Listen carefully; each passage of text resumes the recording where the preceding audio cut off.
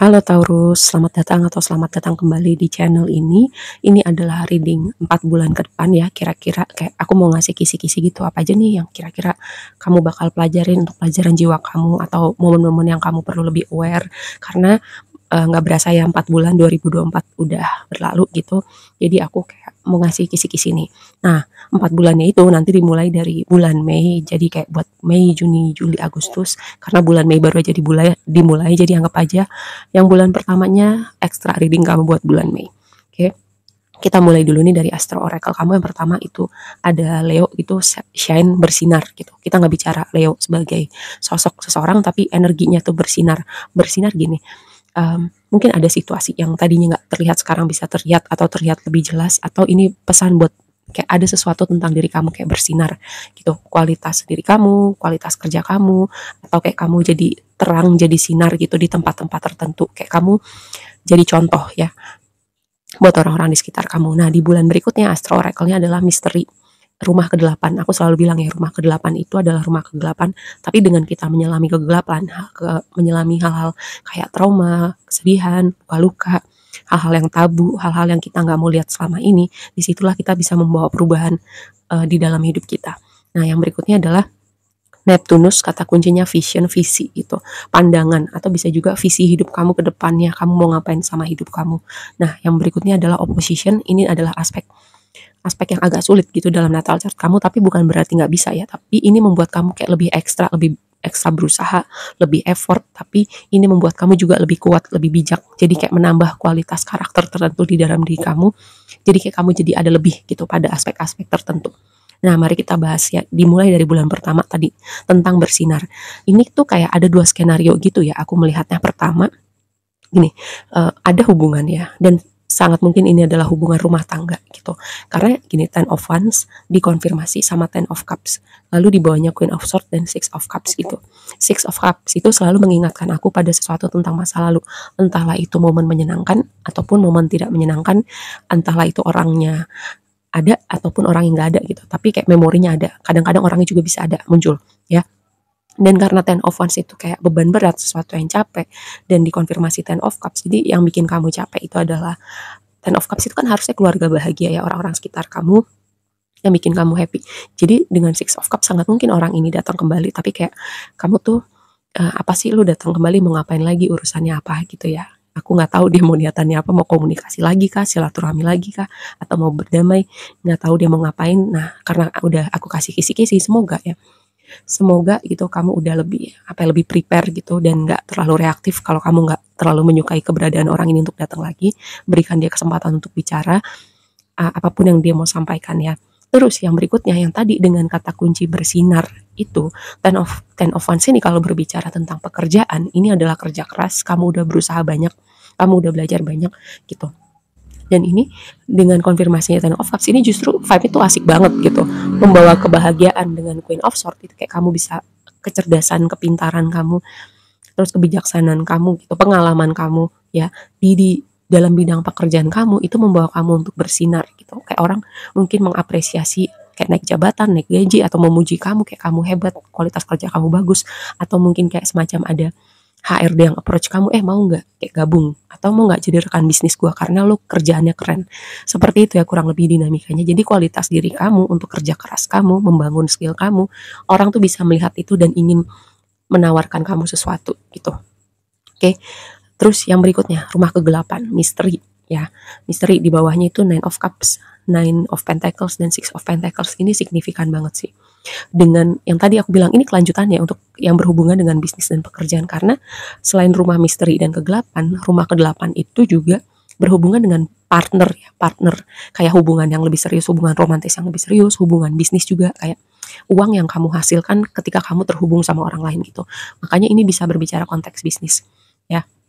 Dan ini aku melihat ada improvement gitu, entah dari segi gaji, entah dari kayak omset bisnis kamu kayak naik kelas ya. Terus juga, dan ini membawa kebahagiaan dengan si Nine of Cups di situ. Jadi kayak kamu adalah, dengan Nine of Pentacles itu kartu abundant, kamu orang yang strong, independent, alpha gitu. Dengan dua kombinasi Nine of Pentacles dan Six of Pentacles gitu. Tapi di satu sisi ya, ini sebuah reminder, ini aku nggak tahu ini kamu atau kamu terhubung dengan orang-orang tertentu, karena Nine of Cups itu bisa berbicara juga tentang gini, kebiasaan-kebiasaan tertentu yang kayak kayak kebanyakan gitu, kebanyakan, dan untuk efeknya jangka panjang itu nggak baik ya. Aku selalu bilang yang kebanyakan itu nggak bagus gitu, karena itu bisa merusak ritme kamu, stabilitas kamu. Contoh, belanja. Belanja itu kebutuhan hidup gitu, belanja makanan, belanja pakaian, belanja tas gitu. Itu kebutuhan hidup, tapi ketika kebanyakan belanja itu bisa merusak keseimbangan kamu gitu. Sama kayak misalnya contoh makanan gitu, makanan itu perlu buat hidup, tapi ketika kamu kebanyakan makan dan yang kamu pikirin cuma makan doang, kamu jadi obesitas atau fokus hidup kamu cuma buat makan, itu juga bisa merusak ya. Nah, ini sebuah reminder, dengan kamu harus aware gitu, apa yang kebanyakan di hidup kamu. Kamu juga harus pikirin untuk jangka panjangnya. Kalau kamu terus seperti itu, atau mungkin kamu perlu reminder kalau kamu terhubung sama orang yang seperti itu untuk kebaikan dia gitu. Ya setidaknya kamu sudah berusaha mengingatkan. Oke. Terus yang berikutnya adalah Neptunus, kata kuncinya visi. Mungkin sekitaran waktu ini ya, kamu semacam ke depannya gue mau ngapain nih gitu. Rasanya seperti berjalan dalam kegelapan gitu. Kayak gue nggak tahu ke depannya mau ngapain. Karena gini, skenario berikutnya adalah kayak sebagian dari kamu ini ada hubungannya dengan perjalanan spiritual, perjalanan kamu menavigasi evolusi jiwa kamu. Sebagian memang tadi berhubungan dengan progresi bisnis atau karir gitu ya. Kayak dengan Page of Pentacles itu karena fasenya baru dimulai gitu. Kayak kamu masih belajar lagi, adaptasi lagi, kayak kompromi sama rekan bisnis kamu, atau kayak brainstorming ide-ide bisnis yang bagus seperti apa, kayak strateginya ke depannya seperti apa, lebih seperti itu ya. Kayak karena ini masih baru, jadi kamu masih menavigasi jalannya dengan orang-orang yang terhubung sama kamu ini, konteks bisnis ataupun pekerjaan. Kamu masih pelan-pelan menavigasi, pelan-pelan berkomunikasi sama orang-orang ini. Karena Page of Pentacles itu adalah orang di fase yang baru. Pentacles itu semua yang berada di dunia realita kamu. Nah, sebagian lagi memang ini berhubungan dengan perjalanan spiritual ya. Karena gini, Neptunus itu berbicara planet Neptunus ya. Kalau di natal chart itu planet ilusi.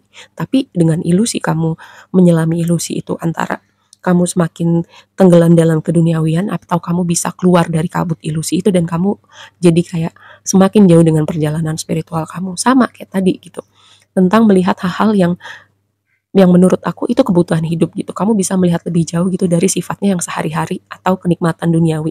Kayak tadi pakai aku contoh makanan gitu ya. Apakah hidup kamu akan tenggelam bersama kenikmatan duniawi itu yang tadinya kebutuhan jadi kayak keharusan atau jadi kayak ketergantungan. Nah, ini sebuah reminder. Aku makanya nggak tahu ini energi kamu atau ada orang yang terhubung sama kamu seperti itu. Dia semakin tenggelam dengan hal-hal yang kebanyakan. Jadi dia hilang di dalam kabut itu. Ya, kecuali kayak di satu titik ya, dengan Ten of Swords itu. Kayak ada di suatu titik, entah karena trigger suatu kejadian tertentu ya. Biasanya perjalanan spiritual atau spiritual awakening itu ada triggernya, entahlah itu sakit, entahlah kehilangan sesuatu, kehilangan orang-orang tertentu, tapi bisa jadi juga kayak tiba-tiba sadar, kok hidup gue begini ya. Terus dia mulai bertanya, hidup gue setelah ini mau ngapain? Esensi hidup itu apa? Esensi manusia itu apa? Nah, dari situ perjalanan dimulai gitu. Makanya bisa berkabut, makanya kayak bisa nggak jelas kelihatan gitu, karena dia mulai bertanya gitu tentang esensi kehidupannya. Ya, dan ini kelanjutannya di bulan berikutnya dengan opposition itu kayak bisa jadi kontradiksi itu ada di dalam diri kamu, terus kamu menavigasi perjalanan yang baru itu bisa kontradiksi sama orang-orang di sekitar kamu, tapi ini sesuatu yang perlu kamu kamu jalanin gitu, karena ini bagian dari suatu jalan yang kamu perlu tempuh di kehidupan ini. Karena Hangman itu kan berbicara pencerahan, kayak perubahan perspektif. Tower itu momen kaget ya. Jadi semacam kamu dikeluarkan, mungkin kamu dikeluarkan dari penjara. Ada hal-hal semacam di pikiran kamu itu membatasi pandangan kamu gitu. Jadi mungkin yang tadi aku bilang ada suatu trigger yang akan membuat kamu bertanya atau menggoncang dunia kamu, tapi itu akan membawa kamu ke suatu tempat gitu. Opposition-nya itu, jadi kayak kontradiksinya itu di dalam diri kamu, kayak kamu merasa diri kamu itu bukan diri kamu lagi, kayak kamu merasa kehidupan yang kamu yang lama itu udah nggak cocok lagi atau merasa nggak pas lagi. Nah, itu perjalanan kamu dimulai dari kontradiksi di dalam diri kamu. Atau bisa jadi juga ketika ada suatu momen ini, keterhubungan kamu sama orang-orang di sekitar kamu juga, dinamika hubungannya juga bisa berubah gitu. Makanya ini juga bisa menimbulkan kontradiksi ya. Kayak kamu mungkin akan membuat pilihan-pilihan tertentu yang signifikan berubah dengan hidup kamu gitu ya. Jadi Jadi itu juga bisa menimbulkan perbedaan pendapat, menimbulkan kontradiksi dari orang-orang di sekitar kamu. Misalnya contoh paling gampang, ketika momen spiritual awakening itu akan membuat kamu ingin mengisolasi diri dulu gitu. Kamu nggak bisa terekspos dengan banyak stimulasi, kamu butuh banyak momen tenang, momen berefleksi, jadi kamu mungkin akan menjauh dari pertemanan kamu, dari anggota keluarga kamu, dan mungkin hal ini akan bikin mereka bertanya gitu, kenapa? Ya, terus mereka masih berharap versi diri kamu yang lama gitu. Dan mungkin juga ini nggak ada hubungannya sama perjalanan spiritual, tapi kamu kayak ingin berubah, ada sesuatu yang kamu ingin rubah dengan hidup kamu, tapi itu tadi tetap menimbulkan kontradiksi dari orang-orang di sekitar kamu, kayak mereka berharap versi diri kamu yang lama itu masih ada, gitu ya. Misalnya gini, ketika seseorang ingin berubah ke arah yang lebih baik gitu, seringannya setahu aku, justru yang kontradiksi, yang mengatakan hal-hal tertentu yang triggering gitu ya, entahlah nggak asik lah, kalau beda lah, hal-hal semacam itu justru orang-orang terdekat kamu gitu, yang masih berharap kamu jadi orang yang sama. Oke, aku rasa segitu aja dulu kisi-kisinya, semoga bermanfaat dan sampai ketemu di reading berikutnya. Bye.